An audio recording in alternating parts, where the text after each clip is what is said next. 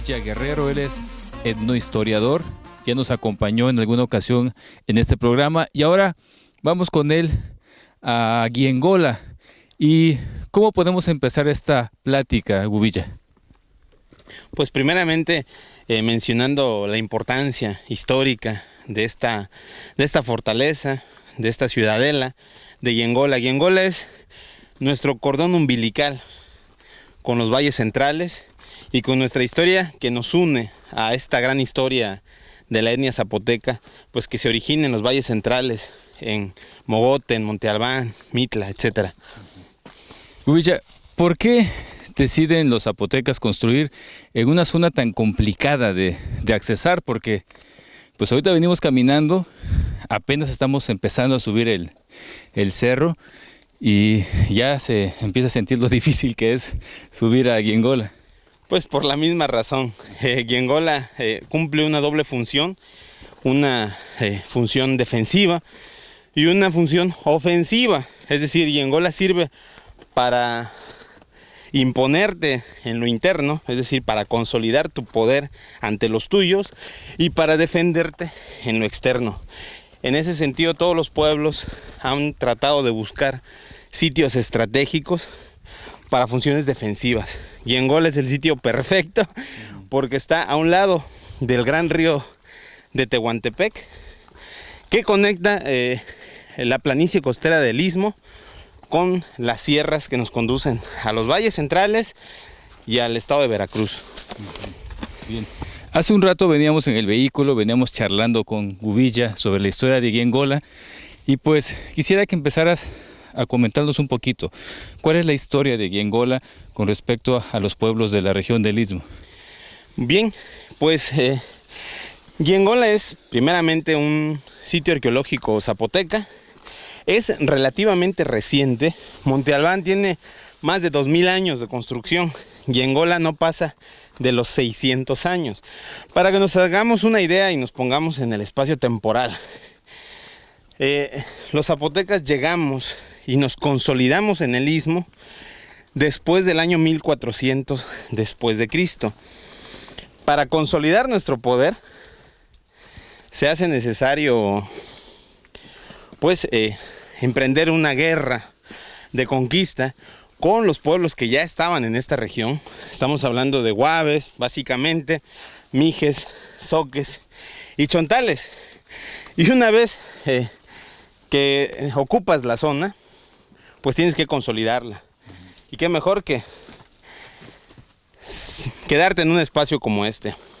La pregunta es, ¿por qué razón llegamos los zapotecas al Istmo? Pues porque el Istmo es una zona estratégica envidiable. Quien controla el Istmo y sobre todo quien controla este paso, controla el comercio con lo que es Centroamérica, controla el comercio de jade, el comercio de plumas preciosas, plumas de quetzal, y controla la producción de sal. En ese sentido, esas son las razones de que nuestros antepasados hubieran llegado a esta región y se hubieran empoderado en esta zona. Giengola. ¿Y qué es lo que vamos a encontrar en este lugar? Yo he escuchado muchas conversaciones, pláticas, yo nunca he venido a Giengola. ¿Qué es lo que la gente que nos está viendo va a encontrar en este espacio? Primero es un encuentro con nuestra historia, es un encuentro con nuestro pasado. Más allá de eso, pues es una visita a una zona arqueológica. Por ejemplo, allá hay unas pequeñas trincheras, por así decir. Todo la montaña es una defensa natural, porque las piedras, el mismo camino que ya nos está tocando, pues hacen difícil el acceso a la parte superior. Si a eso le sumas estas bardas, le sumas trincheras, le sumas espacios para guarecerse, hace inexpugnable la zona. En ese sentido, el visitante va encontrándose estos vestigios que le permiten reconocer Giengola como una zona primeramente defensiva y más adelante iremos viéndolo como una zona habitacional. Iremos descubriendo recintos habitacionales con varios cuartos que nos permiten imaginar cómo era la vida cotidiana en ese entonces. Bien, pues vamos a continuar, amigos, seguimos subiendo a Giengola. Estamos en turismo, vámonos.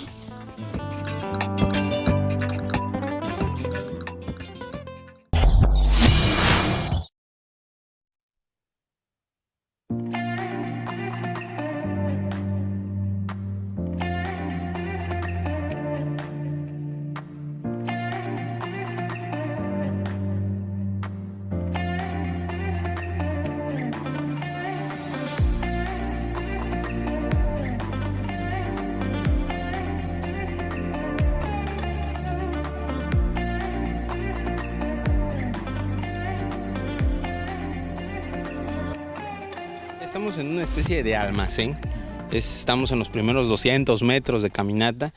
Es un espacio que está incrustado en la montaña, que en la época prehispánica pues no tenía estas plantas, por ejemplo. Era una especie de vivienda, almacén. Se conservan todavía el perímetro, las bardas. Se alcanza a ver, por ejemplo, los espacios donde podrían estar el almacén, donde podrían vivir los guerreros, sus mujeres tal vez. Y lo peculiar de este espacio particular es la entrada a una gruta en Yengola. En este espacio más adelante vamos a poder ver pues una gruta de más de 20 metros al menos. Y esto nos permite saber por qué Yengola se llama pues Cerro de la Piedra Grande, ¿no? Dani Yengola, porque está construido sobre piedras y aprovecha muy bien las piedras del lugar. Todo esto es roca y con estas mismas rocas pues se cortaban y se hacían las lajas que se colocaban a manera de ladrillos para levantar pues las unidades habitacionales, las zonas defensivas, los almacenes. Estábamos comentando hace un rato que parte de los mitos es que es posible que estas grutas pudieran conectarse con otras, tal vez más arriba donde está la ciudad, y esto permitía una defensa de la zona, ¿no? Del lugar. Efectivamente, la leyenda habla de que inclusive de Monte Albán a Yengola se podía llegar mediante grutas, de Yengola a Tehuantepec podría llegar mediante grutas. Lo cierto es que las grutas, las cuevas son parte de la religiosidad zapoteca. Monte Albán se construyó sobre una gruta, Mitla se construye sobre una gruta y Yengola se construye también sobre grutas. Una de las piezas más importantes de la arqueología zapoteca es una piedra de jade que representa al dios murciélago. ¿En dónde viven los murciélagos? Pues en las cuevas. En la plaza vamos a poder ver la gran gruta que hay en Yengola. Atrás de una pirámide principal allá en la plaza está una cueva de más de 200 metros de profundidad que nuevamente nos remite a este origen de los zapotecas. La catedral de Tehuantepec ya tiene clausurada una gruta, pero en la catedral de Tehuantepec también hay una cueva. Esto pues nos habla un poco de la idiosincrasia de nuestro pueblo y de este respeto que se le tenía hacia lo profundo. ¿Por qué? Porque una gruta es lo que nos conecta con el inframundo, es lo que nos conecta con la tierra, es esta entrada hacia nuestro ser. Y se sabe más o menos, vamos caminando, Gubilla, ¿se sabe más o menos cómo eran estas construcciones ya terminadas? ¿Qué tan grandes eran? ¿De qué estaban hechas aparte de la piedra que vemos? Miren, cuando nos estemos frente a un sitio arqueológico, debemos imaginarnos, primero que han pasado 600 años. Hay construcciones que vemos en nuestros pueblos ismeños, casas abandonadas hace 50 años que ya tienen barditas de 1 metro y medio, ya tienen monte, ya tienen árboles. Aquí le han pasado 600 años, lluvia, sol, viento, y todavía se conservan. Estos eran espacios de más de 2 metros de altura, el techo seguramente era de palma o era de varas, estaban repelladas, por así decir.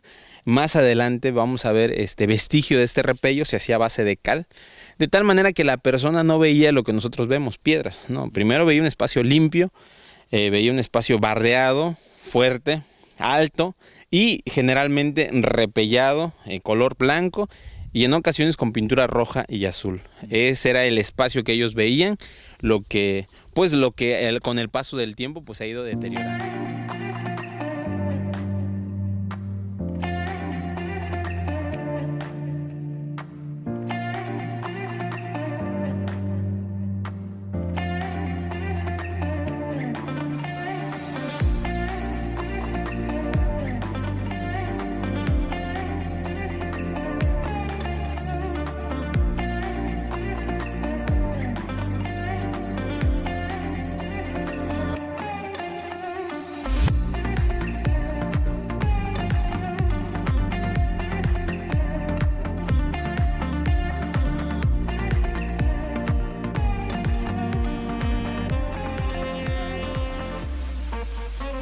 Viendo las construcciones que nos vamos encontrando en el camino rumbo a lo que es la construcción mayor donde estaba la población, y como ustedes pueden observar, estas construcciones están hechas de la piedra que podemos ver aquí mismo en el cerro. Está Gubilla allá en el fondo y vamos a seguir platicando con él para que nos vaya explicando sobre todo esto que estamos viendo. Gubilla, esto es parte todavía de las construcciones que nos encontramos en el camino. Efectivamente, esto es parte de las construcciones y que cumplen un doble uso o una doble función, tanto como espacios habitables como lugares defensivos. A 30 metros al costado pasa el camino que nos conduce hacia la plaza principal. Pero quien se encuentra en este lugar puede dominar perfectamente el paso entre estos dos prominencias, dos alturas. Y esto es importante. O sea, cada construcción que hay en Yengola se hizo pensando en esta doble función, en que pudiera ser habitable y que pudiera estar en un lugar estratégico. En este espacio particular se levanta una plataforma, una pequeña base, donde se domina el otro extremo de la montaña. Es decir, estamos en un espacio donde se logra tener el control visual del adversario, del enemigo, que pueda estar llegando pues por los dos rumbos. Todo esto tiene que ser hecho a mano. Esta parte no es natural. Esto es una plataforma donde se ve la cima de Yengola, se domina el camino de este lado y se domina la planicie que está del otro lado. Es decir, quien estaba acá o quienes estaban acá podían tener un control absoluto visual de todo. Es decir, es una especie de mirador, a la vez fuerte y a la vez unidad habitacional. Afortunadamente todavía se conservan pues las bardas, estas paredes que tienen actualmente 1,70 m. Imagínense la altura que pudo haber tenido hace 600 años. Nos platicabas hace un momento cómo los arqueólogos determinan la altura o la forma de las construcciones. Cuéntale un poquito a la gente para que se dé una idea. Bien, mucha gente a veces cuando ve estos espacios tiende a subestimar, tiende a minimizar, porque se imaginan los grandes sitios arqueológicos como Teotihuacán, Monte Albán. Sin embargo, hay que decirle a la gente que esos sitios ya fueron reconstruidos. En donde ahorita vemos una gran barda en Teotihuacán, quizás el arqueólogo se encontró el cimiento, pero sin embargo, pues con los estudios pudieron calcular la altura, porque hay tal vez bardas similares en otro espacio del lugar y pues pudieron reproducirla. Acá en Yengola no vino el arqueólogo y levantó unos 70 metros de la barda. Es decir, aquí el arqueólogo se está encontrando esto porque se construyó hace 600 años y porque, bueno, la naturaleza no ha sido tan severa durante el lapso de tiempo. Así como está, podemos hacer el cálculo pues de que esta barda, por ejemplo, esta pared, tenía por lo menos 4 metros de altura, que con el paso de los siglos pues se ha ido disminuyendo. Con esta base sucede lo mismo. A veces al costado de estas paredes quedan las lajas y también haciendo un recogimiento de todas esas lajas pueden calcular la altura de los espacios, pueden calcular las dimensiones y revisando la pedacería de lajas, de tepalcates, pueden saber el uso que tenía este espacio. Si eran de...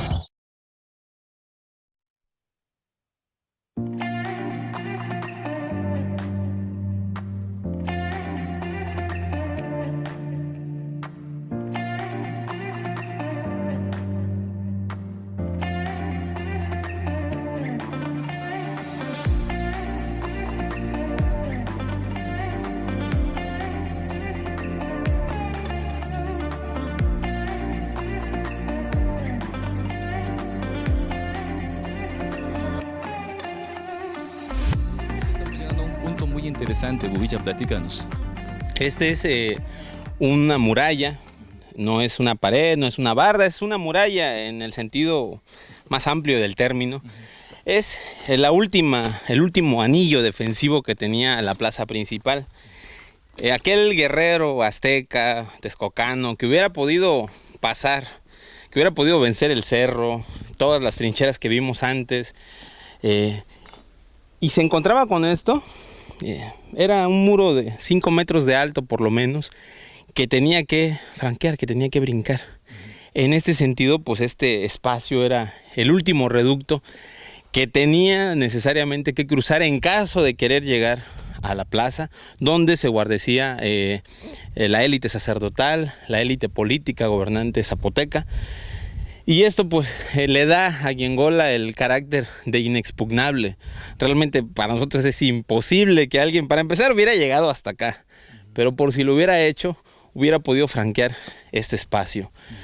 Con esto esperemos que la gente vaya viendo pues la peculiaridad de Giengola en esta doble función. Estamos viendo su parte defensiva, su función defensiva, y más adelante iremos viendo también su aspecto pues como mirador, su aspecto como sitio astronómico y arqueológico.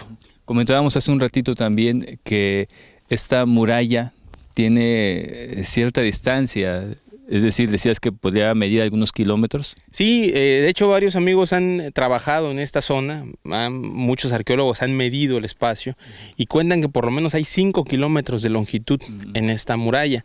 Llega a una parte en este cerro donde de manera natural pues ya no se puede subir, hasta ahí termina de este lado. De esa manera protege pues a la plaza, protege a la montaña, para que pues nadie la pueda pasar. Nosotros pues como estamos siguiendo este camino que se ha ido formando por el tiempo, pues estamos viendo esta parte. Sin embargo, quien pudiera entrar por otros lados pues va a ver la misma muralla rodeando esta parte de la montaña. ¿Por qué no subimos un poco, Gubilla, para que yo quiero ver el grosor que tiene esta muralla? Porque desde aquí estoy observando que pues no es cualquier grosor. Es una cosa que fue hecha, como dice Gubilla, para defender a la población, y es, creo que aquí lo podemos ver con mayor, por lo menos aquí lo podemos ver, 1,5 metros, 2 metros de ancho. Es decir, una persona, 2, 3 personas pueden caminar perfectamente encima. Nuevamente esto le da esta característica de muralla. Es importante y es peculiar porque tiene, por ejemplo, varias etapas. Hay partes donde hay como 2 murallas superpuestas. Igual pensando en que si algún guerrero logra flanquear una, pues se encuentra con la otra. Así como en varios edificios hemos visto que hay especies de laberintos. En este lugar pues era pensado y era planeado y edificado para que no se pudiera traspasar. Pues efectivamente, como dice Gubilla, aquí podemos ver mejor, la cámara nos va a mostrar que, como dice Gubilla, hay 2 murallas, ¿no? Sí. Una primera, que es la que ustedes están viendo en este momento, y en un momento más Jorge, que viene en la cámara, les va a mostrar la segunda, y deja en medio un canal o un espacio que permita pues moverse, pero también en el asunto de la defensa pues servirá también para seguir defendiendo a los zapotecas que vivían aquí en esta zona. ¿Qué más podemos comentar, Gubilla, de este lugar? Pues nuevamente en recalcar el aspecto logístico. ¿Cuántas toneladas y cuántos miles, cientos de miles de lajas se necesitaron para construir esta muralla? ¿Cuántos miles de personas se necesitaron para edificar, para construir, para cortar la piedra, para limpiar la zona de plantas? Es un esfuerzo logístico monumental que se hizo hace 600 años, no debemos perder la perspectiva. Hace 600 años nuestros antepasados tuvieron la capacidad de construir algo así aquí, a 400 metros sobre el nivel del mar, en una zona inexpugnable, en una zona pues muy difícil de muy difícil acceso.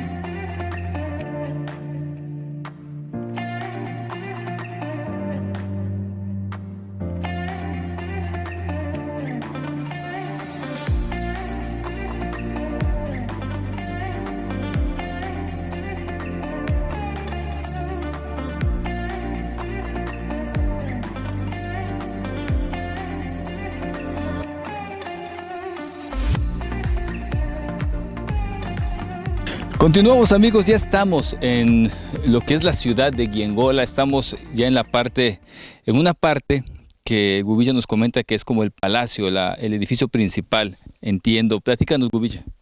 Efectivamente estamos en la zona habitacional más importante de Giengola.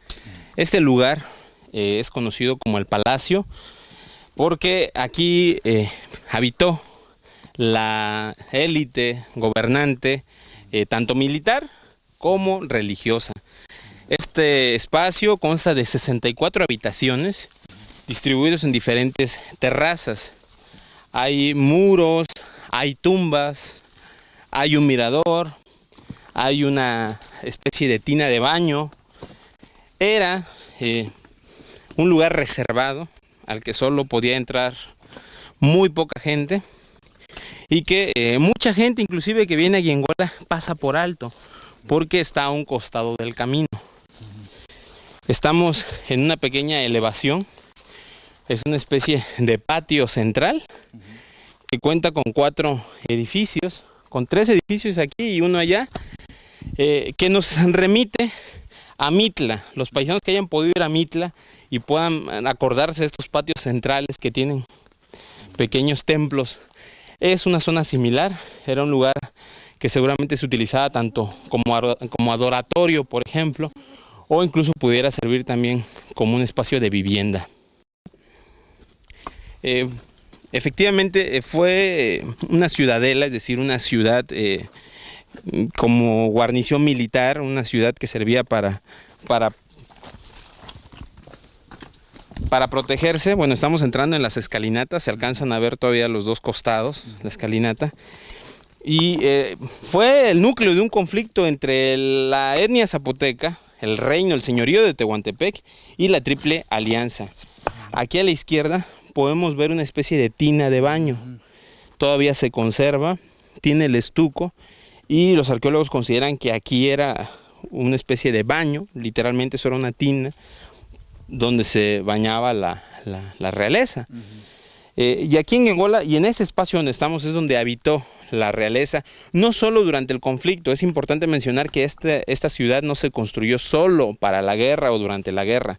Esta ciudad estuvo habitada al menos durante un siglo y sirvió para varias funciones, tanto para protegerse, por supuesto, a manera de castillo, es como un castillo medieval que servía para protegerse, y también obviamente para vivir en él, y para dominar la planicie costera y para defenderse de las agresiones externas. Parte fundamental de la guerra que se vivió entre 1490 y 1500 después de Cristo, pues era de que la élite gobernante, que generalmente eran los guerreros que mandaban a los ejércitos, es decir, el señor máximo de Tehuantepec era a la vez el sacerdote y era a la vez el jerarca máximo del ejército. Él tenía que por sí mismo estar en una situación estratégica, él tenía que dominar visualmente la zona. Podemos ver aquí la escalinata que da acceso a un espacio conocido como el Mirador. Quien está desde aquí pues ve únicamente escaleras. En esa época también verían escaleras y verían esa plataforma, atrás la tina, los edificios, pero cuando subamos nos vamos a encontrar pues con la vista que tenía el rey, el señor, el sacerdote zapoteca del territorio que dominaba, de la ciudad que era su capital, en este caso Tehuantepec, y de los ejércitos que lo estuvieron combatiendo durante el conflicto con la Triple Alianza. Y además es una de las estructuras con más forma todavía que se mantiene, ¿no? Es decir, se ve perfectamente las escaleras, se ve perfectamente la estructura del edificio, ¿no? Así es, está muy bien conservada y es importante, esto es una roca natural como base, pero todo alrededor de la roca natural los paisanos la adaptaron para que pudiera servir de mirador y desde aquí poder controlar el río Tehuantepec al costado izquierdo, la ciudad de Tehuantepec enfrente, el mar inclusive, porque de aquí se ve perfectamente la playa, el mar muerto y la zona Guave. Toda la planicie costera se alcanza a ver desde acá. Esta vista es una vista única y estaba reservada para la realeza, la nobleza zapoteca.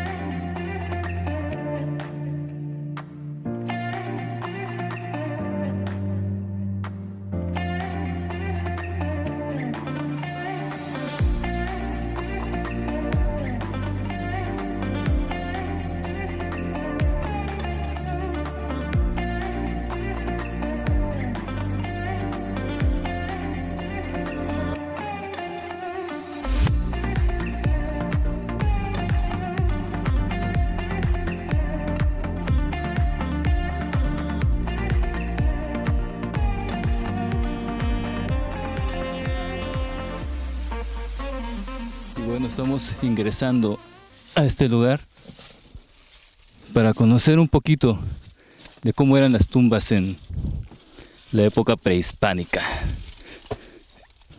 Vamos a ver si cabemos. Aquí estamos. Voy a poner esta cámara fotográfica aquí y voy a intentar entrar. Aquí es un poquito más amplio. Aquí estamos. Por la erosión de la tierra, por la erosión, pues ha entrado mucha tierra, mucho lodo y ha pues elevado el nivel del piso. Sin embargo, vemos que está relativamente grande este espacio. Es una cámara donde se depositaba al difunto. Generalmente tenía que ser un guerrero, un sacerdote. Se colocaban las ofrendas, como actualmente ofrendamos a nuestros muertos. Se le colocaban sus objetos que usaron en vida, collares de jade, orfebrería típica. Es importante ver que existía un estilo arquitectónico. Si nos damos cuenta, en el techo no hay madera, no hay cemento. Se utilizaban las piedras, se superponían las piedras, de tal manera que todas ellas absorbieran el peso de las toneladas que hay arriba de nosotros. O sea, la gente debe saber que arriba de nosotros hay toneladas de tierra y piedra. También están hechas con lajas. Desafortunadamente ya fueron saqueadas estas tumbas, otra que está en la plaza, y pues invitamos nuevamente a la gente a que conserve este espacio. Les estamos mostrando esto con el fin de que no se vean en la necesidad de tener que venir y que entrar. Mucha gente tiene la curiosidad de cómo es una tumba en Yengola. Bueno, es así, paisanos. No debemos entrar, maltratarla, porque de otra manera nuestros hijos, nuestros nietos ya no la van a ver. A través de este programa, de este reportaje especial, ustedes están viéndola, están conociendo y estamos todos de la mano, pues aprendiendo un poco más acerca de nuestra historia como zapotecas.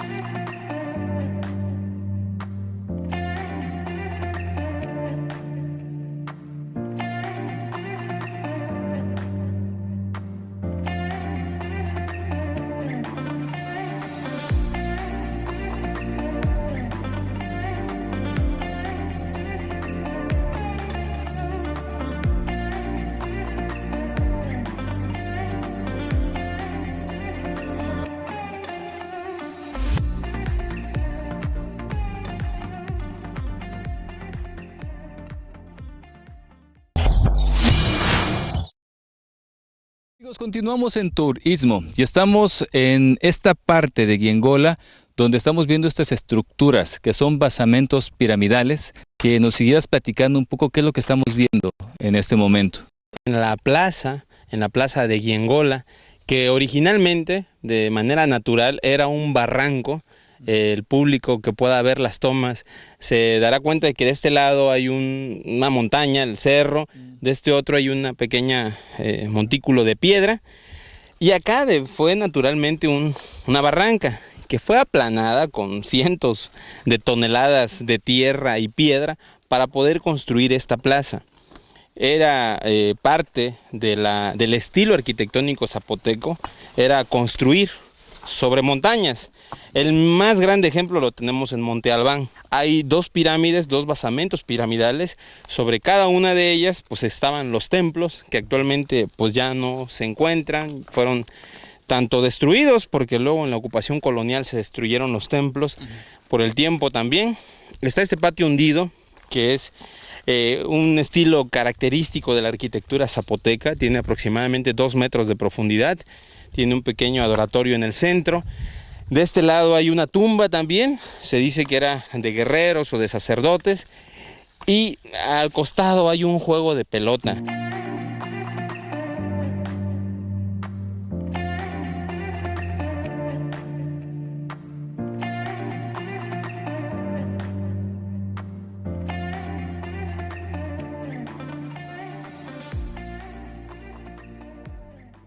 Y es el espacio de juego de pelota que además se nota claramente que aún se mantiene muy bien en su estructura, Gubilla. Efectivamente estamos en un juego de pelota. El juego de pelota se reconoce porque parece una I mayúscula, que es el área de juego. Es un edificio completamente ritual. Si estamos hablando de que la cultura zapoteca era una cultura muy influida por la religión, que aquí en Yengola también pues se peleó toda una guerra contra la Triple Alianza, contra los mexicas, texcocanos y gente de Tlacopan, pues estar en comunicación con los dioses era importante, saber qué rumbo iba a tomar la guerra con la Triple Alianza contra los aztecas era importante, y eso se hacía en este espacio es donde se jugaba de manera ritual esta pelota de hule, y pues donde se echaban las suertes, por así decir. Para las personas que no conocen cuál es la forma que se jugaba este juego de pelota, ¿cómo se los podríamos explicar para que lo pudiéramos imaginar? Bien, primero, el juego de pelota fue un juego ritual que duró miles de años. Entre que se construyó por el 1500, y el primero que está entre los zapotecas, hay un lapso de 2000 años, es decir, durante 2000 años los zapotecas jugamos a la pelota. Había un aro, un pequeño aro de piedra, donde los jugadores pues competían uno de un lado, el otro del otro, tratando de pasar la pelota de hule por ese aro. Golpeaban con las caderas, con las rodillas, con los codos. Era un juego muy pesado, muy duro. Hay arqueólogos que sugieren, historiadores también, pues que inclusive a veces el que perdía o el que ganaba en algunos casos era sacrificado, porque era un juego ritual, no era un juego como nosotros lo vemos ahorita. Un juego lo vemos desde el punto de vista recreativo, para divertirnos. No, acá era un juego serio, era un juego que solo ciertas personas podían desempeñar. Era un rito más que un juego, ¿no? Eso decirle juego de pelota tal vez sea inexacto.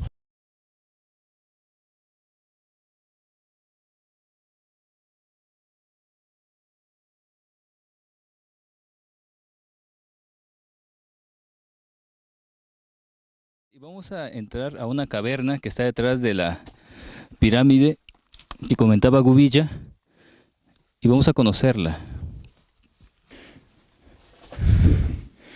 Voy a ayudar a Jorge y vamos a intentar no cortar en ni un momento para que podamos tener toda la información visual que ustedes puedan, para que ustedes puedan apreciar este lugar. ¿Te ayudó? Pues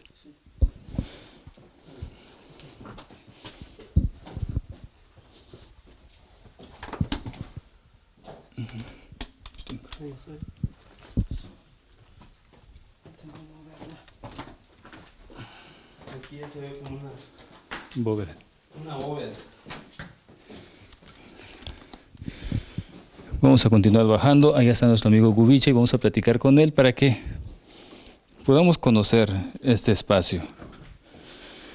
Yo no sé, Gubilla, si sea recomendable sugerir a la gente que entre a estos lugares. No es recomendable porque han sucedido accidentes. Si a la gente, le gana la curiosidad, les recomendamos que entren hasta esta zona, que son 15 o 20 metros. La caverna tiene una profundidad de más de 150 metros, tiene aproximadamente 200 metros. Se hace aproximadamente 1 hora de recorrido bajando. Y es muy resbaladiza, muy peligrosa. En época de lluvia hay muchos goteos. Con el compañero Cristian Tonches del Comité Melendre tuve oportunidad hace algunos años de introducirme por uno de los costados de la bóveda, de la cueva, y salimos en la parte superior de este cerro. Es decir, sí están conectadas, al menos esta sí está conectada con otras salidas. En ese sentido podemos decir que puede tener un uso, pues no sé, tal vez militar, si queremos decir. Sin embargo, pues las cavernas, las cuevas, tienen una importancia religiosa fundamental para nuestro pueblo zapoteca. Aquí lo vemos, hay estalactitas, estalagmitas, y vemos el tamaño de la bóveda. Es muy, muy grande y va bajando, va bajando.